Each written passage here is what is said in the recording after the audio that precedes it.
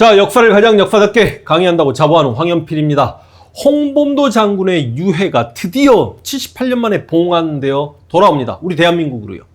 실은 몇 년 전에 홍범도 장군의 유해가 돌아올 수 있었습니다만 이게 북한과 외교 문제가 조금 발생했습니다. 북한 입장에서는 홍범도 장군의 고향이 평양 쪽이니 자신들이 모셔가겠다라고 큰 소리 쳤습니다만 문재인 정권에서 카자흐스탄을 한번 방문했고 그 다음 문재인 대통령이 이번에 카자흐스탄 대통령의 방문을 약속하게 되면서 우리가 유해를 봉안받게 되었으니 정말 기쁘다. 개인적으로는 대전 현충원 국립묘지로 모셔진다라고 하는데 대전에 가서 참배 한번 들을 수 있게 돼서 정말 기쁘다라는 말씀을 드리겠습니다.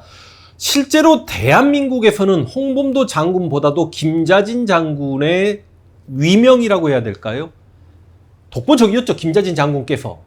여러 가지 이유가 있었겠습니다만 미리 말씀드리면 김자진 장군 역시 정말 대단한 독립운동가입니다. 존경에 맞지 않을 만한 독립운동가입니다. 물론 북한에서는 이 김자진 장군이 훗날 약간 변절자다. 일본과 내통했던 흔적이 보인다. 정미소를 운영해서 자본가로서의 삶을 살았다. 이렇게 비난합니다. 그리고 사회주의자 박상실의 총에 맞고 김자진 장군께서 돌아가시게 되니 이 남한 대한민국에서는 이처럼 위대한 김자진 장군조차 저격해서 죽이는 사회주의자들은 나쁜 놈이다라는 등식이 참 성립하기 좋았던 반면에 카자흐스탄이 소련으로부터 분리 독립되기 전에 냉전 체제하에서 소련 땅에서 그 전에 죽었던 홍범도 장군을 우리가 독립운동가로 좀 받들어 모시기는 문제가 있다. 홍범도 장군이 사회주의자였냐? 아니 실제로 소련에 건너가서 트루츠키도 만나고 레닌도 만나고 근데 실제로 홍범도 장군의 어린 시절 어린 시절 이야기까지 해야 됩니까? 태어나자마자 어머니 돌아가시고 9살에 아버지 돌아가셨으니까 고하고 홍범도 장군의 아버지가 머슴이셨으니까 머슴 생활했고 글도 몰랐습니다.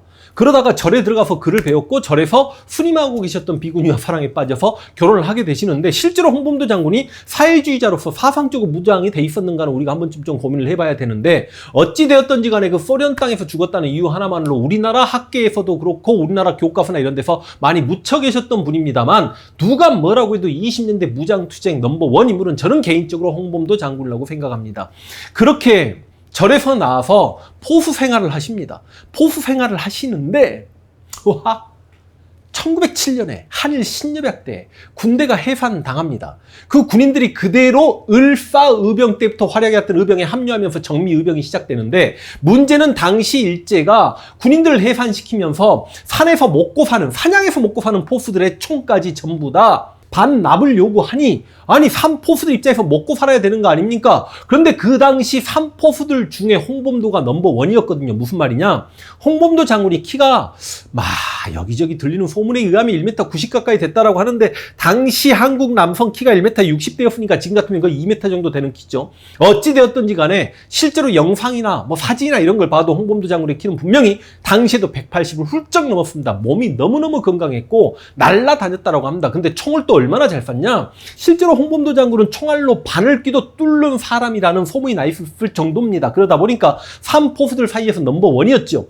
산포수들 먹고 살아야 되는데 그 총까지 전부 다 빼앗아 가려고 하는 일본에 분노했던 홍범도 장군이 그 많은 산포수들과 함께 정미의병 본부에 찾아갑니다. 본부란 표현이 좀 그렇죠. 13도 창의군이라는 게 조직이 돼가지고 당시 유생의병장 이인영과 허위 등이 그 1만 병력을 이끌고 있었는데 을사의병 때부터 활약했던 신돌석 장군 평민의병장은 유명하죠.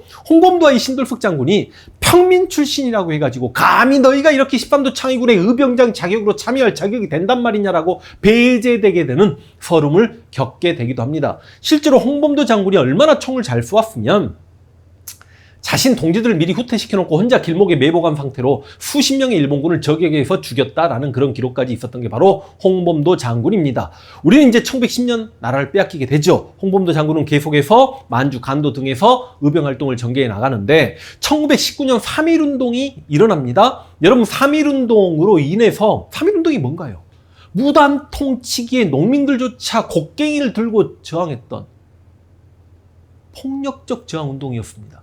해외에서 무장투쟁을 준비하고 있었던 독립군들 입장에서는 어라 이것 봐라 우리가 만약에 국내로 진격했을 때 3.1운동 때처럼 농민들이 호응을 해준다면 우리가 독립을 달성해낼 수도 있겠다라는 자신감이 들었고, 그래서 3.1운동 직후에 바로 봉오동 전투와 청산리 대첩이 있었다는 거죠. 실제로 봉오동 위치가 두만강 꺾어지는 곳에 있습니다. 그런데 이 두만강이 첨벙첨벙하고 건너가기 참 괜찮은 강이야.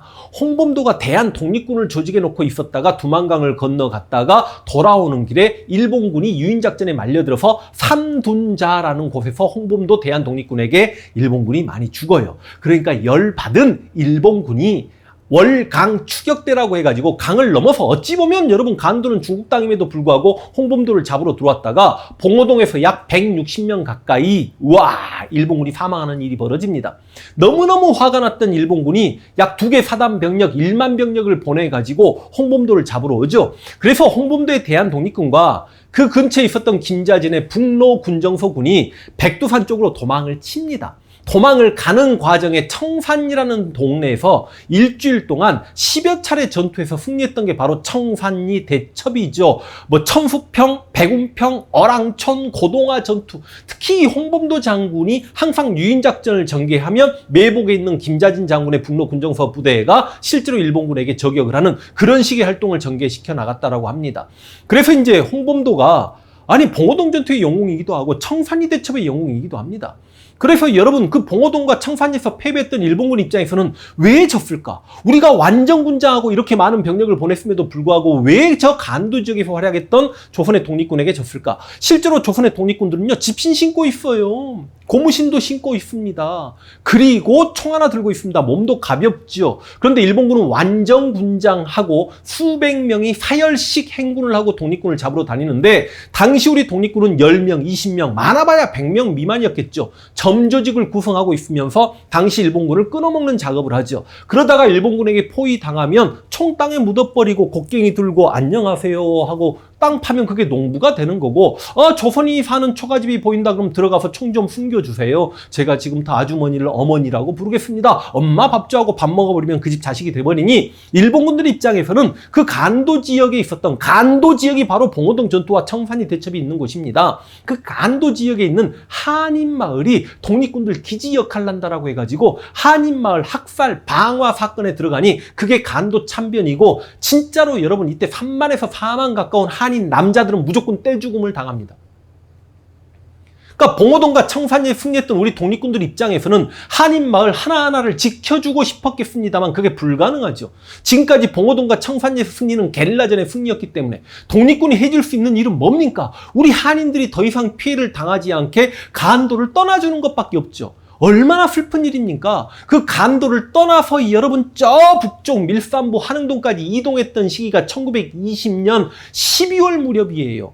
그러니까 간도 참변 자체가 제가 날짜까지 말씀드리면 좀 너무 어렵겠습니다만 1920년 6월에 봉오동 전투가 있었고 일본 아이들이 1만여 병력을 투입시키는 과정에서 훈춘 사건이라는 사건을 조작해냈고 1920년 10월 달에 청산리 대첩이 있었고 1920년 11월에 간도 참변이에요. 간도 참변은 물론 1921년 봄까지 계속되어집니다. 그래서 여러분 1920년 그 11월 12월 무렵에 간도에서 저 동북만주 소련 만주 국경지대까지 이동하는데 여러분 그때 이동하는 과정 중에 얼마나 배가 고팠으면 독립군이 지나간 자리에는 나무가 전부 다 헐벗어 버린다. 무슨 말입니까 여러분? 전부 다 나무 껍질을 먹고 걸어갔다는 거 아닙니까? 오죽 배가 고프면 배낭에서 양초를 꺼내서 우거우거 씹었다라고 이야기하고, 동상 걸리면 여러분 손가락 발가락이 가장 먼저 떨어져 나가면 그 동상 걸리는 손가락을 버리지 못하고 품에 안고 울면서 가고, 심지어는 진짜 이런 말도 들립니다. 진짜 있습니다. 그 여러분 손가락이나 발가락을 가지고 가다가 거기를 이제 하고 불면 거기서 고름이 나오면 그 피고름으로 대한 독립 만세를 쓰고 가면 뒤에 따라오는 독립군들이 울었다라고 합니다. 그래서 1만 병력이 저기 동북만주 밀산부 한흥동에서 모이게 돼요. 실제로 여러분 대종교 단체였던 북로군정서의 총재가 서일입니다. 그 밑에가 김자진 장군이 있었던 거고, 그 젊은 서일을 중심으로 1만 병력이 모였는데 갑자기 소련이 야 너희 지금 군용지도 없고 무기도 없고 군량미도 없으니까 건너오거라라고 해서 상당수 많은 독립군이 소련 내 자유시로 건너가게 됩니다. 이때 서일과 홍범도는 건너가고 김자진은 남게 되는 거죠. 건너가서 자유시 참변이라는 걸 당하게 됩니다. 자유시 참변을 언젠가는 제가 한번 강의할 일이 있지 않을까 싶습니다. 그리고 돌아왔고 그 이후로도 홍범도는 독립운동 활동을 계속 하시다가 연해주에서 생활하십니다. 연해주에서 독립운동 활동을 계속 하시다가 이제는 후배들에게 독립운동 활동을 넘겨주고 여생을 이제 마무리 지으려고 하셨죠. 왜냐? 여러분 정미의병이 1107년이고 봉오동 전투가 1120년입니다. 벌써 13년 차이가 있죠. 봉오동 전투일 때 홍범도 장군의 연세가 벌써 53세입니다. 그런데 홍범도 장군께서 연해주에서 1137년까지 사십니다.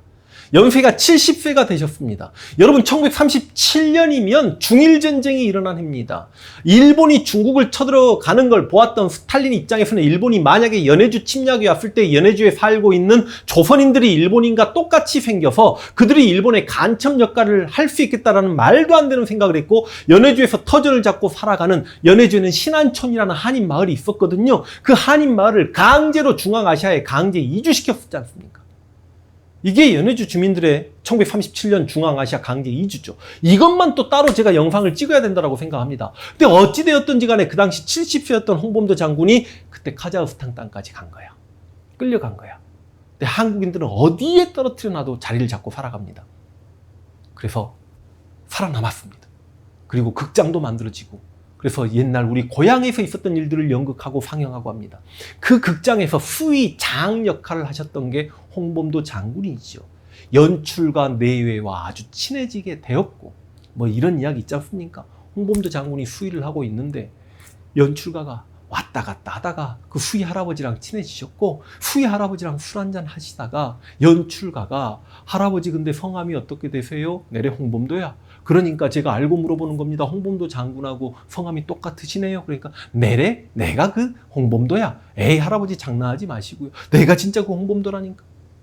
진짜 홍범도 장군인 걸 알게 되어서 홍범도 장군의 일대기를 듣고 실제로 홍범도 장군의 연극을 홍범도 장군께서 수의로 계시는 극장에서 공연을 했고 실제로 수의복을 입은 홍범도 장군이 자신의 젊은 시절 독립운동 활동을 담은 연극을 보면서 쓸쓸하게 생을 마감했던 자신을 너무 미화했다라고 겸연쩍했던 해방을 2년 앞두고 1143년 카자흐스탄에 묻혔던 그 우리의 영웅 홍범도 장군께서 국내로 돌아온다고 하니 제가 어찌 기쁘지 아니하겠습니까? 우리 홍범도 장군께서 돌아오시면 대전 현충원 한 번씩 방문하셔서 꼭 인사 드릴 수 있기를 고향 평양으로 가셨던 것보다 더 이 대한민국 땅에 들어오셔서 더 행복해 하시기를 지하에서라도 행복해 하시고 편안히 쉬시기를. 카자흐스탄에서 돌아가실 때 가장 가슴 아픈 것 중에 하나가 홍범도 장군 부인께서 홍범도 장군 때문에 일본군에게 잡혀서 모진 고문을 당하면서도 자신의 남편이 어디 있다는 것을 누설하지 않고 고문 중에 죽습니다. 홍범도 장군의 두 아들이 의병활동을 함께 전개하다가 큰아들은 총 맞고 전사하고요. 둘째 아들은 그 열악한 의병활동 중에 결핵으로 죽습니다. 그래서 자신의 가족, 유족 한 명도 없이 카자흐스탄에서 그렇게 쓸쓸하게 생을 마감했던 홍범도 장군을 우리가 모실 수 있게 되어서 정말 기쁘다는 말씀과 더불어 강의 마칠 수 있도록 하겠습니다.